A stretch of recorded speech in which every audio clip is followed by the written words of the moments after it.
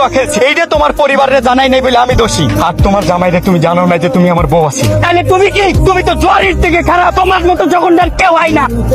সেসব কথা বাদ দাও। এর 1 মাস পরে যে তোমার বাইরে বিদেশ পাঠাবে বলে 4 লাখ টাকা নিছিলা, এটা কেমন ফেরত দাও। টাকা আমার আব্বাই দিবে। তোমার আব্বা 6 মাস করে বহুদিন ঘুরাইতেছে। তোমার আব্বা বললে কি টাকা দিব? টাকা আমার এখন লাগবে, যদি টাকা না দাও সবাই এটাকে তুমি যে তুমি আমার বউ আছিলা, আমার কাছ থেকে 4 লাখ টাকা নিতে এবং তোমার পেটে আমার বাচ্চা ছিল।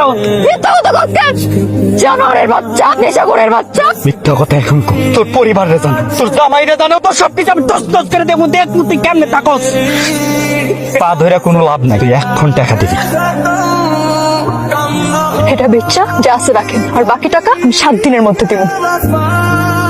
এখন 4 লাখ টাকা দাও। কোত্থেকে পাবো এতগুলা টাকা? একটা টাকা ঘরে আছে? সংসারটা চলে কেমনে তুই জানোস? তোমরা চাও আমার এই সংসারটাও নষ্ট হোক? বারে কোনো বাবা মা কি চায় তার মেয়ের সংসার ভাঙুক? তাহলে যেখান থেকে যেভাবে পারো ওই জানোয়ারের টাকা শোধ করো।